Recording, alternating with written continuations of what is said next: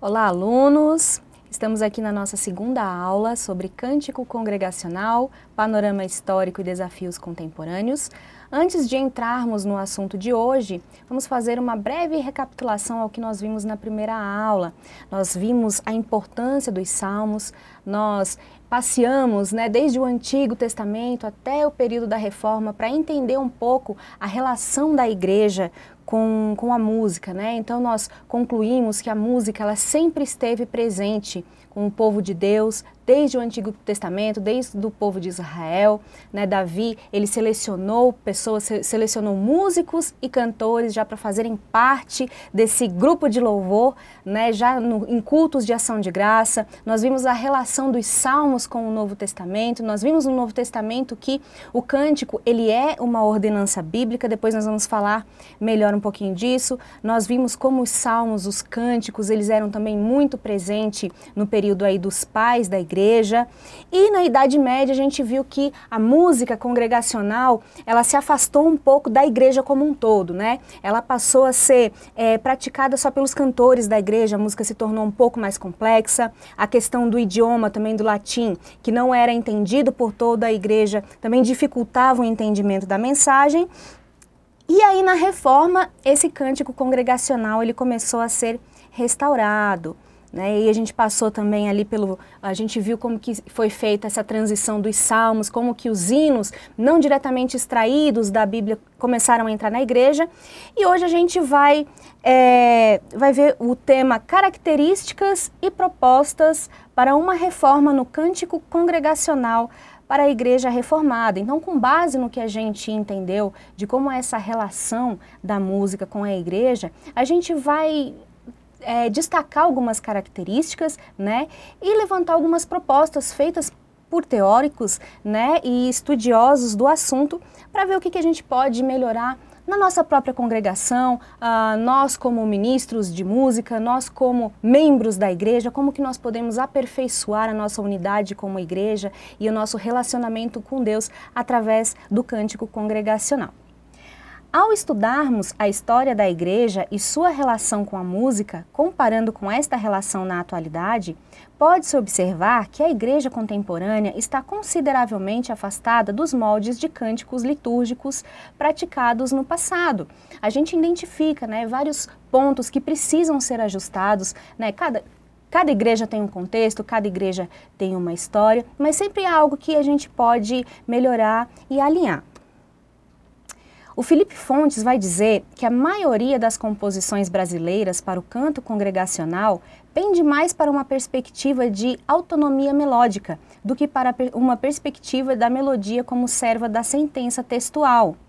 A grande evidência disso é a enormidade de estilos musicais utilizada pelos chamados grupos de louvor e adoração, para dar conta de um número reduzidíssimo de temas em suas canções. Eu te louvo, para sempre te louvarei, eu te amo, Senhor, te agradeço, etc. São trechos típicos de cânticos contemporâneos veiculados por dezenas de estilos musicais diferentes.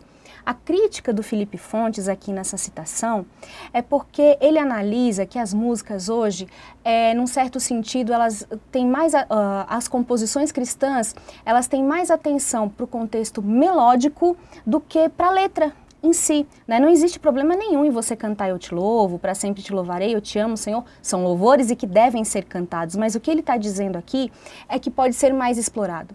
A Bíblia é um livro riquíssimo em temas, em assuntos e doutrinas que podem e devem ser explorados pela igreja, para o nosso enriquecimento como cristão, como servos e filhos de Deus.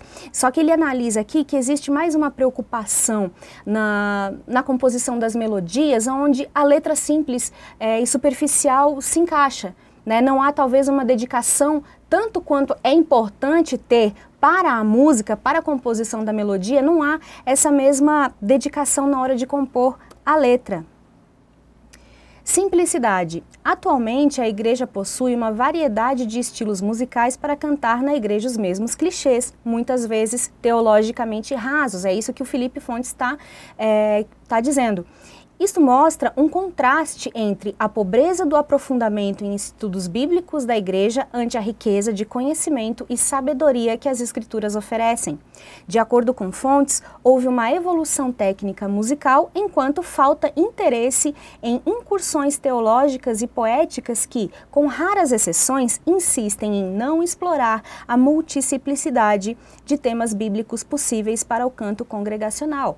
Então, é importante estudar a técnica musical, é importante estudar a técnica vocal, mas é importante, tanto quanto para o músico cristão, para o cantor cristão, estudar a Bíblia, né? Principalmente para o compositor, aquele que faz a letra.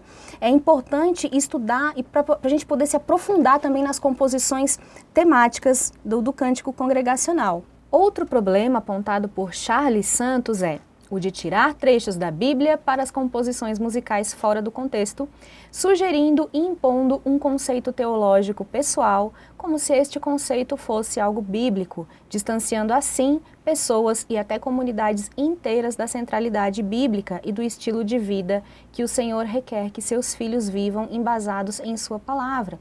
Então, é um outro problema também que nós encontramos na música cristã contemporânea, né? Às vezes a gente está cantando ali, o que está sendo dito na música está na Bíblia, mas a música está dando uma direção teológica que não é bíblica, e isso induz o cristão ao erro. Então, este é um outro problema que foi apontado por Charles Santos, de a gente pegar trechos da Bíblia que tiram o contexto, que tiram a verdade doutrinária e teológica que a mensagem está transmitindo. No quesito simplicidade, tanto Calvino quanto Watts tinham um pensamento em comum. Ambos concordavam que o canto congregacional deveria ser acessível para que toda a congregação pudesse cantar, onde a centralidade nas escrituras e a simplicidade musical eram fatores fundamentais. Então aqui a gente encontra a característica do cântico congregacional, né? Ele deve ser acessível para toda a congregação, então ele tem que ter uma musicalidade onde a congregação possa acompanhar. E tem que ter centralidade nas escrituras, não é só a Bíblia, né? Ela tem que estar dentro do contexto doutrinário e teológico. A mensagem tem que ser passada com muita honestidade. Vamos falar um pouquinho agora sobre tons e arranjos musicais. Inclusivismo. Fontes propõem um formato inclusivista ao canto litúrgico, onde todos os grupos de louvor procurem observar se estão servindo a igreja com a música de forma que todos possam participar. Apesar de a maioria desses grupos terem uma estrutura propícia para proporcionar canto congregacional na igreja, nem sempre alguns fatores são observados, como, por exemplo, o ajuste da tonalidade das músicas de acordo com a extensão média da voz de toda a congregação, e não apenas dos cantores que estão no púlpito. Então, o que o Felipe Fontes está propondo aqui é que aqueles que são responsáveis, né, por selecionar as músicas, enfim, estamos falando de músicos e cantores, procurem observar o serviço à igreja, né? A gente sempre tem que ter em mente, o cantor, o músico, sempre tem que ter em mente que a prática do canto congregacional na igreja, o canto litúrgico, ele não pode ser algo só para o músico, só para o cantor, né? Tem que ter a participação da igreja. Então, às vezes, se faz uma música, se a gente está tocando uma música com uma tonalidade muito alta, né, pode ser que a igreja não consiga acompanhar. Então, ele pede para que a gente tenha sempre em mente que nós estamos servindo a igreja. Então, a igreja pode ter uma estrutura para fazer o cântico congregacional, e geralmente tem, mas aí é preciso equalizar, observar qual é o tom médio que não prejudique a voz do cantor, né? E qual é o tom médio da voz da congregação, encontrando esse equilíbrio para que todos possam participar do cântico congregacional. Obediência. Cantai ao Senhor um cântico novo e o seu louvor na Assembleia dos Santos. Salmo 149:1. Cantar congregacionalmente de forma correta é cantar em comunhão com todos os irmãos presentes e não em formato banda versus ouvintes, né, ou banda e ouvintes. Cantar na igreja é um imperativo que deve ser praticado por todos os crentes e a equipe de louvor é responsável por preparar este caminho. Então aqui a gente vê que, de fato, a prática do cântico, ela é uma ordenança bíblica e ela deve ser feita em comunhão na Assembleia dos Santos, né? Não é aquela coisa, a banda de louvor toca, a igreja fica apenas observando, fica apenas ouvindo. Este é um entendimento que não só os cantores e os músicos, não só aqueles que estão envolvidos diretamente com a equipe de louvor devem ter. Toda a igreja deve ter a consciência de que o cântico, ele deve ser praticado por todos os crentes. Só que a equipe de louvor, ela fica responsável por conduzir esse cântico, por proporcionar o ambiente para que essa prática seja possível na igreja. Flexibilidade. Todos nós temos gostos musicais particulares, que nem sempre serão correspondidos na prática do cântico congregacional. Aqui é necessário abrir mão de tais preferências a fim de servir a comunidade. Christine Getty vai dizer, na Assembleia, cada um de nós não será a maioria. Isso quer dizer que você estará cantando algumas músicas que talvez você não escolheria. Você tem que se dispor a abrir mão dos próprios gostos pelo bem da Assembleia Maior. Enquanto tivermos a saúde e capacidade para tanto, somos chamados, cada um, a cantar com o povo de Deus, a amar bastante o nosso povo a ponto de servir uns aos outros no modo como cantamos. Mais uma vez aqui, a ideia de servir ao próximo. Então, às vezes, até de uma maneira natural, haja a tendência de escolher músicas que sejam mais para o nosso gosto, mas que talvez não se encaixe no contexto da igreja. Então a gente precisa abrir mão de certas preferências e colocar acima o serviço ao próximo, o serviço à comunidade. Qual a música se encaixa no contexto litúrgico? Qual a música vai servir melhor ao meu irmão? Qual a música vai ser melhor para cantarmos todos juntos? Tudo no seu lugar e no seu tempo. A prática do cântico congregacional não propõe um espaço para performances pessoais, conforme Calvino orienta. Ele diz, pois o nosso Senhor instituiu a ordem que devemos manter, ao nos reunirmos em seu nome, não apenas para entreter o mundo oferecendo-lhe um espetáculo para assistir. Mais do que isso, ele quis que a reunião beneficiasse todo o seu povo, como São Paulo testifica, ordenando que tudo o que se fizer na igreja esteja ligado à edificação comum de todos. Então tem a ideia do serviço e também da edificação mútua. Então o que Calvino aqui está dizendo é que a prática do cântico no culto não é um show, não é um espaço para o músico mostrar toda a sua performance, nem para o cantor mostrar toda a sua performance. Ele tem que estar dentro do contexto. Se tiver espaço para mostrar, de repente, alguma habilidade que ele possui, sem problema nenhum. Mas a proposta aqui é sempre ter em mente o que está edificando, né? O que pode ser feito sempre em comunhão. Não pode cair no exibicionismo. É isso que Calvino está dizendo. Tais observações podem ser aplicadas para um momento de escolher os arranjos musicais que serão tocados nos cultos. Será que eles correspondem ao contexto litúrgico congregacional? Ou se eu estou favorecendo prioritariamente um gosto pessoal? Vendo que não é porque não pode colocar um gosto pessoal, não pode escolher músicas que gostam, mas essa não é a prioridade.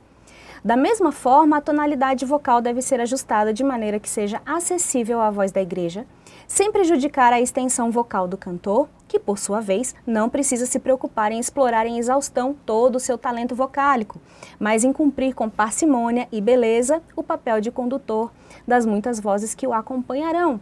O que nós poderíamos usar de exemplo? De repente, um solista que está cantando a música começa a fazer muitos melismas ou quer fazer agudos, algo que a igreja não vai conseguir acompanhar, né? Não é um show, é um cântico comunitário. Então, nesse caso aqui, muitas vezes o simples pode ser melhor, né? O menos é o mais, é parcimônia e beleza. Ninguém aqui está falando para ser algo simplório, desleixado, não. Mas é aquela simplicidade que traz a beleza para toda a comunidade e não apenas um ali mostrando todos os seus dotes e seus talentos. Entender o chamado. De acordo com Schalk, comportamentos performáticos também são sintomas de falta de entendimento. Ele vai dizer que quem de repente procura se sobressair no momento ali que está entoando o cântico congregacional pode ser uma falta de entendimento. Em alguns casos, músicos da igreja encararam o seu chamado como um meio para enaltecimento pessoal ou da comunidade. Talvez nossos lapsos sejam resultado de uma falta de entendimento ou de insensibilidade às necessidades específicas da liturgia numa celebração. Então, é extremamente importante a gente entender o que é que nós estamos fazendo no grupo de louvor. Qual que é o nosso papel no grupo de louvor? Nós temos que ter sensibilidade à necessidade da igreja, nós temos que entender o que é o cântico litúrgico, porque aí a gente não se sobressai, a gente vai servir a comunidade em conjunto. Compreender a música da igreja como participatória é acentuar que a liturgia não é jamais um mero drama que observamos, nem é um evento que esperamos que nos entretenha para garantir que retornemos na semana seguinte. Afirmar que a música da igreja é participatória é afirmar que não vamos à liturgia para ser espectadores, mas participantes engajados no canto comunitário. Nós precisamos entender o que é o canto congregacional e é importante que toda a igreja entenda o que é o canto congregacional. Quando um cristão vai à igreja, ele tem que entender que ele precisa cantar junto com a congregação. Entender o cântico congregacional. Toda a igreja deve ter o entendimento e a responsabilidade de praticar o canto congregacional e não entender que ele é apenas um anexo dispensável da liturgia, que pode ser pulado ou praticado de qualquer maneira, tampouco uma oportunidade para alimentarmos a nossa vaidade. Então, entender o cântico congregacional é entender primeiramente que cantar é uma ordenança bíblica, então não podemos ter aquela ideia de que tudo bem se chegar, por exemplo, se chegar na igreja só na hora da pregação, que o cântico ele não pode ser pulado, ele realmente faz parte da liturgia, ele faz parte do povo de Deus, e nem também uma oportunidade para alimentarmos a nossa vaidade. Também é preciso entender o papel do grupo de louvor. Responsabilidade para conduzir a musicalidade e canto litúrgico, proporcionando o acesso desta prática a toda a igreja para que as orientações bíblicas sejam cumpridas. Então, novamente, o papel do grupo de louvor é servir a congregação, é proporcionar à congregação o acesso ao cântico para que nós possamos cumprir juntos as orientações bíblicas. Vamos falar um pouquinho sobre as características dos cristãos envolvidos na equipe musical da igreja. Com os olhares no Antigo Testamento, entende-se que o intuito de Davi, ao estabelecer as músicas na liturgia, era conformar o povo sob os princípios estabelecidos por Deus, a fim de que eles pudessem crescer e aprofundar o seu conhecimento ao Senhor. A característica do cântico congregacional, nós crescermos e aprofundarmos o nosso conhecimento ao Senhor. Apesar de a música ser parte integrante da igreja local, possuindo uma importância inquestionável na dinâmica e liturgia eclesiástica, percebe-se que a maioria dos músicos lida de forma ignorante com o serviço no qual estão comprometidos diante da comunidade. Me refiro à ignorância quanto a questões teóricas e teológicas sobre louvor, adoração, música litúrgica e arte cristã. Então aqui o Marco Telly está dizendo, mais uma vez, enfatizando que é de extrema importância todos aqueles que são envolvidos com a música na igreja, não levar isso como um mero serviço de forma leviana. É importantíssimo conhecer a Bíblia, conhecer a teoria da música, as questões teóricas para poder executar a música da forma correta e da melhor maneira, mas também é importante conhecer a teologia sobre o que é o louvor, o que é a adoração, o que é a música litúrgica, o que é a arte cristã. Porque algumas pessoas até têm ideia quando fala louvor, música mais rapidinha, mais animadinha, e adoração seria aquela música mais lenta. Então é importante conhecer esses conceitos para poder servir melhor a comunidade. Não basta para o músico e cantor da igreja dominar bem o seu instrumento, que é muito importante, mas ele também precisa entender o que é o louvor. entender a função da música litúrgica e a sua própria função na equipe de música, que não é só tocar e cantar. O estudo bíblico e teológico é fundamental para crescer neste conhecimento e estar cada vez mais alinhado aos propósitos que o Senhor tem para ele no grupo de louvor, estando preparado para ser lapidado, moldado, confrontado e aprovado. Então é muito importante estudar, conhecer esses conceitos e também estarmos sempre dispostos a crescermos, né? A corrigir os nossos erros, a nos aperfeiçoarmos ao serviço que prestamos ao nosso Senhor. O Marco Teles vai dizer: você, cantor litúrgico, não pode exigir reconhecimento de si mesmo e de seu talento. Sua satisfação não deve estar no fato de todos conhecerem o seu nome e saberem quem você é. O seu contentamento é saber que mais um domingo se passou e, diante da oportunidade de sair pelo mundo em busca da fama e dinheiro, você cantou mais uma vez para aquelas mesmas 30 pessoas do seu bairro. Não há problema nenhum em você fazer a sua arte, em você cantar para milhares de pessoas, não há problema nenhum em você ser famoso. Aqui o contexto é o cântico litúrgico, né? É aquela ideia de servir, independente para quantas pessoas frequentam a sua igreja ou se você for convidado a cantar, tem que ter sempre em mente que nós estamos servindo a Deus e que nós não estamos fazendo um favor para a igreja, nós não estamos fazendo um favor para o nosso irmão, nós temos o privilégio de sermos chamados e separados para servir ao nosso Senhor com música. Naturalmente que isso não significa que o artista que atua na igreja não possa expressar sua arte fora da igreja, como eu disse, nem que ter fama e tocar para 100 mil pessoas seja pecado. A atuação durante o canto litúrgico exige uma postura e um foco específico, pois temos que dar ao Senhor a proeminência nas canções dos cultos e a exclusividade da atenção. Ele é o dono da casa, ele é o dono do culto e ele desejou que houvessem músicas sobre si. Guardando aí as devidas proporções, é como se você fosse num aniversário. O parabéns para você é pro aniversariante. Os levitas responsáveis pela música litúrgica entre a nação de Israel estavam submetidos à instrução e eram mestres no assunto. Todos estes estavam sob a direção de seu pai para a música da casa do Senhor, com saltérios, símbolos e harpas para o ministério da casa de Deus. E Asaf, Gedutum e Emã estavam sob as ordens do rei, e era o número deles, juntamente com os seus irmãos instruídos no canto ao Senhor, todos eles mestres, 288. Então, apesar de que era um grande número de músicos e cantores, existia ali uma hierarquia, né? Existia ali uma organização para que tudo pudesse funcionar da melhor maneira. E eles também eram mestres no assunto, né? Eles estudavam sobre o assunto, eles sabiam o que eles estavam fazendo.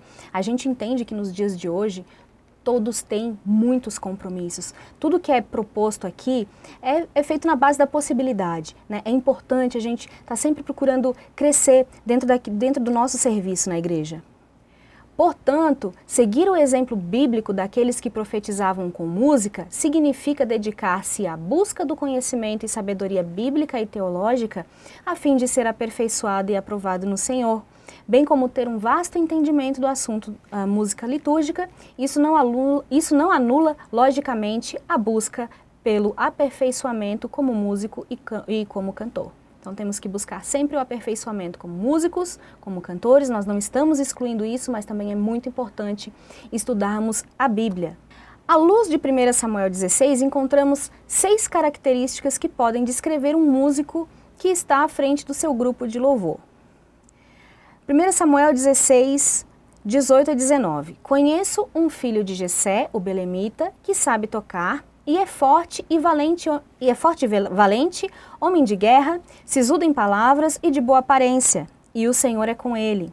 Saul enviou mensageiros a Jessé dizendo: envia-me Davi, teu filho, o que está com as ovelhas. Então, uma das características de Davi, sabe tocar. Um músico adequado ao ministério de louvor, seja para liderá-lo ou para exercer qualquer outro espaço na equipe, deve ser alguém que saiba fazer bem o que se pede dele. Esse fazer bem é você saber estar em conjunto, tocando o seu instrumento, de forma com que a música tenha harmonia, né? É saber tocar. Ele é forte e valente. Davi possuía grande disposição física e um notável vigor. Convém que os membros da equipe de louvor tenham disposição para servir, aprender, liderar, zelar. Que a obra através da música não seja feita com preguiça, má vontade, medo. Saul disse a Davi: vá e que o Senhor esteja com você. Tem dias que naturalmente não há muita disposição, né? Ou por um motivo ou por outro, mas a mentalidade de um servo de Deus deve ser sempre aquele com disposição para servir. Ir para a igreja, ensaiar, tirar as músicas, sempre com gratidão e aquela ideia mesmo do privilégio de ser separado, né, como músico para servir a igreja. Estar sempre disposto a aprender, cuidar de todo o equipamento e, se for o caso da liderança, né, um líder ele sempre tem uma responsabilidade um pouco maior, assumir esse compromisso com alegria e disposição. Homem de guerra, a exemplo de Davi, de Cristo, devemos estar sempre dispostos a uma boa guerra pela paz. A música tem o seu valor dentro de uma batalha ideológica. Hoje, mais do que nunca, precisamos enfatizar a verdade absoluta da palavra de Deus no meio de uma geração relativista e fluida. Nós vivemos, né, numa era de guerras ideológicas e o cristão, o músico, a música, ela é um instrumento muito poderoso para combater essas mentiras que cobrem o nosso mundo. Então, agora não é hora de parar. A gente tem que ter a disposição de enfrentar e confrontar, né, o opositor, e a música, ela é um ótimo instrumento, eu diria que é um instrumento fundamental dentro dessa batalha. Sisudo em palavras, sensato, ponderado, sério. Não ter palavra confiável é um problema terrível que uma equipe de louvor precisa evitar. Qual o horário de ensaio? Quem se comprometeu em ministrar nos cultos de quarta-feira? Davi não deixou de honrar o seu compromisso com Jonatas, mesmo após a morte do amigo. Davi havia prometido lealdade a Jonatas, né? E ele foi ungido rei, e mesmo após a morte de Jonatas, ele procurou alguém da família de Jonatas para demonstrar a sua lealdade. Então, quando você assume um compromisso, por exemplo, dentro do grupo de louvor, a gente conta com esse compromisso, a gente conta com a sua palavra, a gente conta com a sua dedicação. Boa aparência. Algumas versões trazem gentil presença, gentil aspecto, admirável aparência. A presença de Davi era agradável aos olhos e aparentemente possuía grande gentileza no trato. A pessoa de boa aparência e gentil presença é o indivíduo cujo, quando chega às pessoas, querem abraçar. É o sal que faltava na conversa, ele é agradável, está atento aos olhares tristes e preocupados de quem está ao redor. Ele é atencioso. Jesus fala que os mansos herdarão a terra. Mateus 5:5. A pessoa de gentil presença, de gentil aspecto, há aí alguma evidência de que Davi ele teria aí uma aparência física bela, né? Mas aqui o contexto que nós estamos nos referindo é uma pessoa que tem a sensibilidade de prestar atenção no seu irmão, né? Que seja gentil com as palavras, que não seja belicoso, né? Que esteja ali em prol da unidade do grupo de louvor, né? E não fazer separação. E o último ponto que é fundamental, o Senhor é com ele. E Davi se conduzia com prudência em todos os seus caminhos, e o Senhor era com ele. 1 Samuel 18:14. Se a tua presença não for comigo, não nos faça subir daqui. Êxodo 33:15. Tenhamos sempre a presença de Deus conosco e estejamos sempre dispostos a seguir a direção e a orientação do nosso Senhor. Este é o nosso último ponto dentro desta primeira parte deste assunto que nós estamos tratando, né, que são as características do cântico congregacional. A próxima aula vai tratar das características dos cânticos e alguns outros pontos, tá bom? Te espero lá!